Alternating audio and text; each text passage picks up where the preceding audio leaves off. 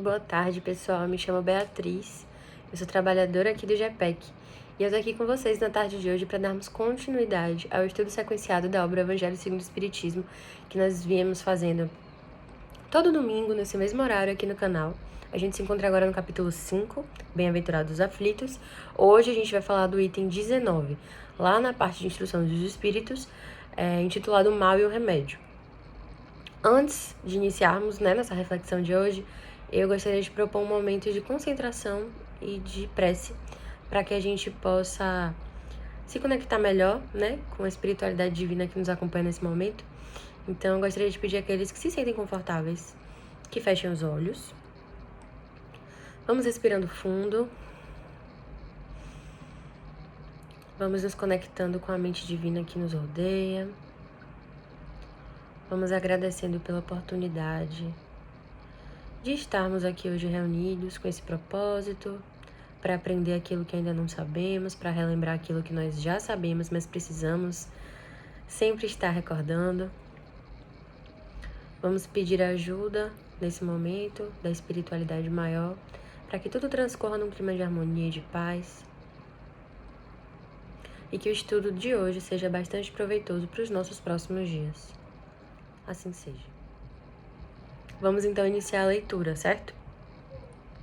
O Mal e o Remédio, Santo Agostinho, Paris, 1863.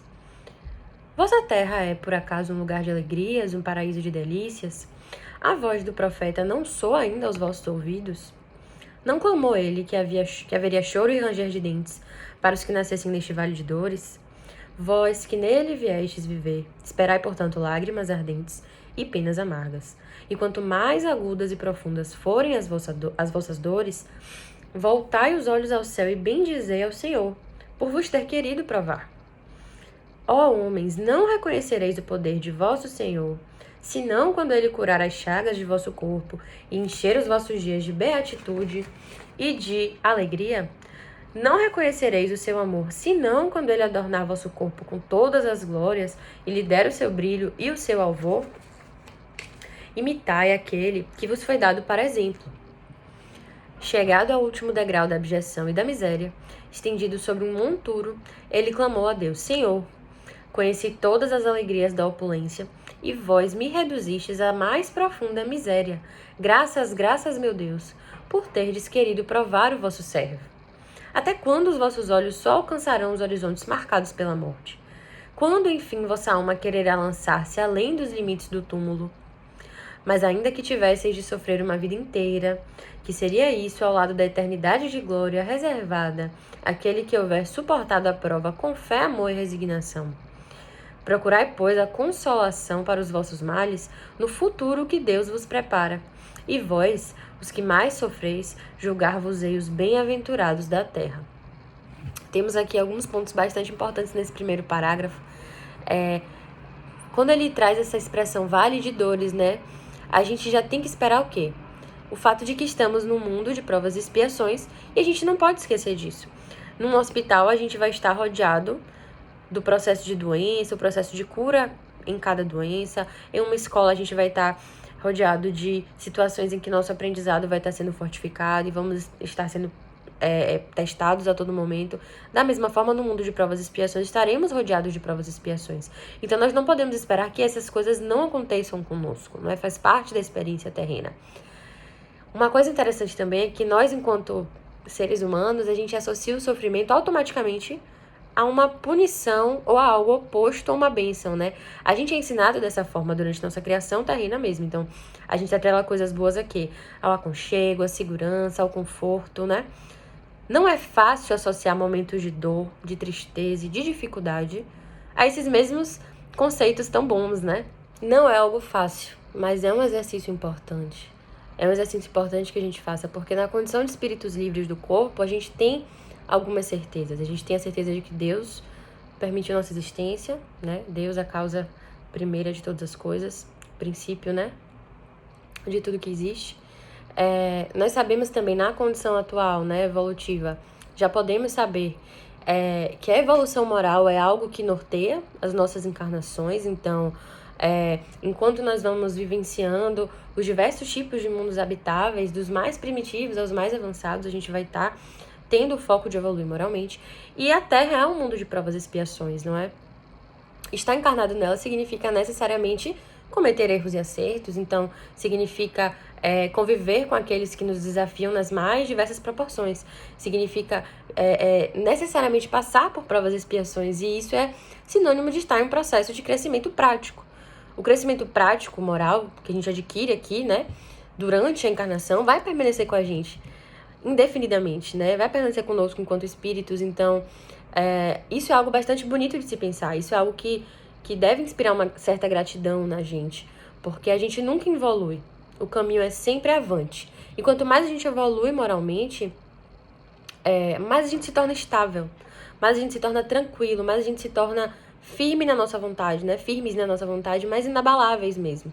Então, nós somos menos atingidos, menos abalados quando a gente cresce. Ou seja, se a gente sabe aproveitar os desafios do presente, se a gente sabe aproveitar as intempéries para evoluir, não tem como o futuro não ser melhor do que o presente. E essa certeza, essa lógica, né, esse raciocínio que a gente precisa ter de que nós vamos estar melhores um dia do que estamos hoje, é um motivo para a gente ser realmente resiliente, para a gente ser grato mesmo por tudo que a gente está experienciando agora. E Santo Agostinho, então, continua. Como desencarnados, quando vagueáveis no espaço, escolhestes a vossa prova, porque vos consideráveis bastante fortes para suportá-la. Por que murmurais agora? Vós que pedistes a fortuna e a glória, o fizestes para sustentar a luta com tentação e vencê-la. Vós que pedistes para lutar de alma e corpo contra o mal moral e físico, sabíeis que quanto mais dura fosse a prova, mais gloriosa seria a vitória, e que se saísseis triunfantes, mesmo que vossa carne fosse lançada sobre um monturo, na ocasião da morte ela deixaria escapar uma alma esplendente de alvura, purificada pelo batismo da expiação e do sofrimento. Esse segundo parágrafo da passagem traz alguns pontos bastante importantes e eu gostaria de trazer uma reflexão mais especificamente até da perspectiva de dentro da doutrina espírita, né? Nós que escolhemos adotar ela para nossa vida. A gente sabe dos preceitos básicos de vida futura, de reencarnação, de evolução moral inevitável. A gente precisa manter em mente, dentro desses preceitos básicos que nós já sabemos, já conhecemos, que a gente não foi jogado aqui na situação que a gente está agora. Tudo que a gente fez no passado nos guiou até o momento presente, nos guiou até tudo que nos rodeia agora, até onde estamos, até as pessoas que nos acompanham, enfim, tudo é o resultado daquilo que fizemos, e muito mais do que isso. Nós escolhemos reencarnar nas condições gerais em que nos encontramos agora. Foi uma escolha. Os desafios, né, que nos rodeiam nesse momento, nessa encarnação, nessa nossa vida atual, nessa nossa experiência atual, nessa nossa vivência, foram escolhidos por nós, porque nós sabíamos que eles eram necessários para o nosso melhoramento moral no estágio evolutivo em que nos encontramos. Então, assim, a escolha que fizemos foi baseada justamente naquilo que precisamos melhorar mais. As nossas dificuldades refletem o que nós precisamos melhorar mais. Quando a gente esquece disso, a gente acaba inconformado, a gente acaba frustrado, a gente, diante da dificuldade, a gente se sente perdido, a gente se sente enraivecido, a gente se sente injustiçado mesmo. E a gente esquece por tabela de que, quando a gente escolhe agir de forma resiliente diante de todo e qualquer problema, do menor ao maior, do mais profundo ao mais cotidiano e superficial, quando escolhemos a resiliência, a gente vai estar necessariamente fazendo uma escolha certa. A gente vai estar lidando da melhor forma. Lidando da melhor forma, ou seja, nós estaremos evoluindo moralmente, nós estaremos caminhando no caminho da evolução moral. Então, assim, a resiliência é o trunfo. O que é a resiliência? É lidar com o problema sem medo, é lidar com o problema de propósito, assim. A gente ter o propósito de vou lidar com isso agora da melhor forma que não vai prejudicar o outro, da melhor forma em que eu vou poder aprender mais, porque tudo é fonte de aprendizado. E nós temos a responsabilidade mesmo de substituir qualquer ímpeto ruim que temos nas dificuldades pela resiliência, pela paciência, pela racionalidade mesmo, daquela fé raciocinada que nos foi ensinada e que nós precisamos exercitar a todo momento. Uma coisa interessante também desse parágrafo é que ele traz a expressão, né? Batismo da expiação e do sofrimento. É muito interessante porque o batismo nos traz a ideia de uma renovação, de uma passagem para um estágio em que estaremos enxergando tudo com novos olhos, em que estaremos realmente com uma nova perspectiva, né? Como se tivéssemos nos melhorado de alguma forma, aceitado um propósito. E quando ele fala batismo da expiação e do sofrimento, é justamente essa ideia que ele quer trazer, de que através das provas e expiações da experiência terrena atual, nós vamos estar caminhando para um momento em que estaremos vivendo sob uma nova perspectiva, nos tornaremos melhores, nos tornaremos seres mais confiantes, nos tornaremos realmente mais completos, né? Porque essa purificação que é trazida com o sofrimento é justamente isso, é o crescimento, é um amadurecimento, que não podemos deixar de ter, não podemos esquecer que é esse o foco de tudo que nós estamos experienciando aqui na Terra. E Santo Agostinho, então, continua, né? Ele diz: que remédios, pois, poderíamos dar aos que foram atingidos por obsessões cruéis e males pungentes? Um só é infalível: a fé, voltar os olhos para o céu. Se no auge de vossos mais cruéis sofrimentos cantardes em louvor ao Senhor, o anjo de vossa guarda vos mostrará o símbolo da salvação e o lugar que devereis ocupar um dia. A fé é o remédio certo para o sofrimento. Ele aponta sempre os horizontes do infinito, ante os quais se esvaem os poucos dias de sombra do presente. Não mais nos pergunteis, portanto, qual remédio vai curar tal úlcera ou tal chaga. Essa é a tentação ou aquela prova. Se lembre sempre de que aquele que crê se fortalece com o remédio da fé, e aquele que duvida um segundo de sua eficácia é punido na mesma hora, porque sente imediatamente as angústias pungentes da aflição. Nesse parágrafo, né, da passagem, temos também alguns pontos bastante interessantes. Se nós lembrarmos que no futuro seremos moralmente mais fortificados, mais evoluídos e mais capazes mesmo, não tem como não nos acalmarmos diante da dor, né? A gente precisa lembrar que a função do sofrimento é nos preparar para o futuro, é nos preparar para as experiências que virão. Então, é quase como se a gente estivesse realmente se fortificando para tudo aquilo que vai acontecer com a gente. Então, se a gente busca sempre fortalecer esse lembrete na nossa mente, a gente vai estar necessariamente aliviando a angústia diante de todo o sofrimento. A gente vai estar aliviando nossas dores presentes e futuras. Vale lembrar ainda que se a gente se coloca, né, diante dos desafios, enquanto uma pessoa resiliente, como falamos, né, bastante consciente. Resiliência e consciência são chaves. Então, se nos colocamos de forma resiliente e consciente diante dos problemas, se agimos de forma racional, se agimos de acordo com nossa fé, nós estaremos naturalmente nos colocando de forma mais receptiva para os ensinamentos e a ajuda que a espiritualidade que nos guia, que nos acompanha, né, querem nos dar. Então, a intuição que nós temos, né, que parte dos conselhos dos espíritos amigos que nos rodeiam, ela só vai chegar a nós de forma clara se a gente se colocar enquanto indivíduo que realmente demonstra através de suas atitudes que quer se tornar mais evoluído, que quer crescer moralmente. É interessante também que quando Santo Agostinho fala que aquele que duvida um segundo da sua eficácia é punido, ou seja, que duvida da eficácia da fé é punido, a gente não está falando de uma punição direta divina, a gente não está falando de uma espiritualidade ou de Deus, de uma energia, enfim, punitiva necessariamente. A gente está falando justamente que essa punição vai vir através da angústia, essa punição vai vir através da insegurança, essa punição vai vir através da incapacidade mesmo de lidar com os problemas. Porque se a gente só tem a perspectiva do presente, se a gente só tem o presente como uma certeza, tudo se torna sem sentido. E a insegurança vira regra.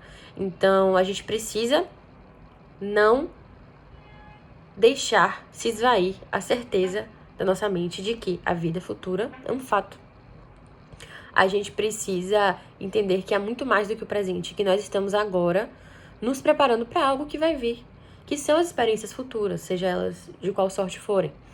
Então, é como ele diz, não pergunte mais qual o remédio, né, para essa doença, para aquele mal, para aquela angústia. O remédio é saber que isso vai passar. E que isso é insignificante se nós pensarmos na dimensão da nossa vida, na nossa vida enquanto espírito, nossa vida espiritual. Porque a vida não se resume à experiência terrena, nós sabemos disso também. Santo Agostinho, então, vai finalizar, né? Da seguinte forma. O Senhor pôs o seu selo em todos os que creem nele. Cristo vos disse que a fé transporta montanhas. Eu vos digo que aquele que sofre e que tiver a fé como apoio será colocado sob a sua proteção e não sofrerá mais. Os momentos mais dolorosos serão para ele como as primeiras notas de alegria da eternidade. Sua alma se desprenderá de tal maneira de seu corpo que, enquanto estes se torcerem convulsões, ela pairará nas regiões celestes, cantando com os anjos os hinos de reconhecimento e de glória ao Senhor. Felizes os que sofrem e choram, que suas almas se alegrem, porque serão atendidas por Deus. Com essa finalização, né, Santo Agostinho nos possibilita a seguinte reflexão. Ele traz a ideia de, quando ele diz não sofrerá mais, a gente tem nisso que ele traz, nessa ideia de que não sofreremos mais a partir da experiência dos desafios com o alicerce da fé, 2 pontos. Primeiro, nossa dor presente, né, como eu disse anteriormente, é aliviada quando a gente trabalha a nossa fé raciocinada acerca de uma vida futura, porque não teremos porque com a certeza de que não é só o presente que importa, nós sabemos que há muito mais para a nossa vida, para os nossos propósitos, do que aquela dor momentânea que estamos experienciando. Então, temos o alívio da dor no presente.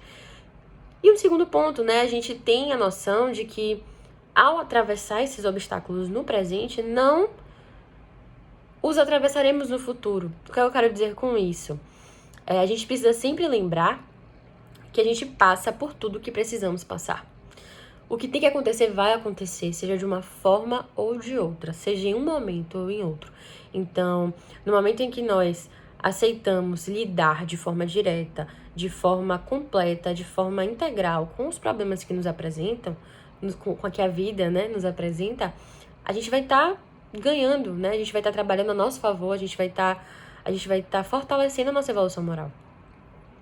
Quando a gente pensa em algumas analogias, né? Vejam só, uma pessoa adoecida, ela toma um remédio que tem um gosto péssimo, mas ela sabe que tá passando por aquilo para se curar, para sentir alívio, para melhorar, para se tornar melhor, né? Dentro da analogia da doença.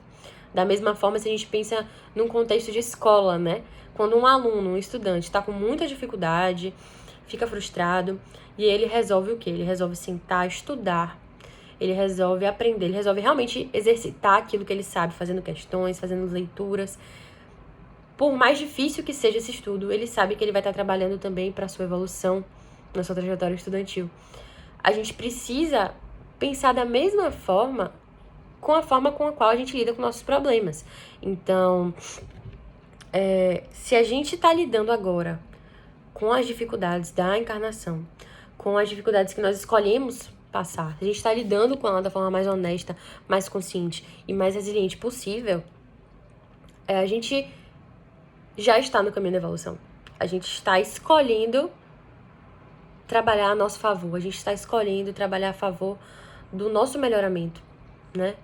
E o mais importante de tudo é sabermos que isso depende não das circunstâncias, não de quem nos acompanha, depende de nós. Nós determinamos esse processo. Nossa força de vontade, a nossa determinação, o nosso compromisso com a nossa fé. Se escolhemos ter uma fé raciocinada, se escolhemos ter uma lógica que guia as nossas vidas, precisamos agir de acordo com essa lógica. E só temos a ganhar com isso. Pessoal, esse foi o nosso estudo do Evangelho de hoje. Espero que as reflexões tenham sido úteis para vocês. Espero que essa nossa conversa tenha sido de valia para a vida prática de vocês. Eu tenho certeza que para mim foi bastante. E eu gostaria de finalizar esse nosso encontro, essa nossa conversa, com mais um momento breve de oração. Eu peço mais uma vez àqueles que se sentem confortáveis para isso, que fechem os olhos, respirando fundo.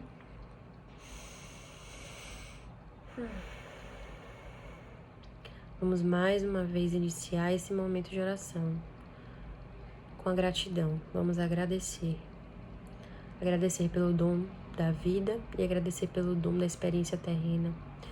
Agradecer pela oportunidade diária que temos e nos melhorarmos, de lidar da melhor forma com as pessoas e situações que nos desafiam, pela oportunidade da encarnação. Vamos agradecer aos espíritos benfeitores que nos rodeiam, que nos auxiliam nessa caminhada, nessa trajetória evolutiva, seja ela terrena ou desencarnada. Vamos pedir a permissão para que tenhamos uma boa semana, em que possamos relembrar de tudo isso que conversamos hoje, em que possamos colocar em prática a nossa fé raciocinada, em que possamos agir de forma consciente, de forma guiada, de forma proposital no nosso melhoramento moral. E vamos pedir a permissão para que no próximo domingo nos encontremos aqui no mesmo horário, com a presença dos amigos benfeitores, para que possamos dar continuidade a esse estudo dos ensinamentos que Jesus nos trouxe. Assim seja.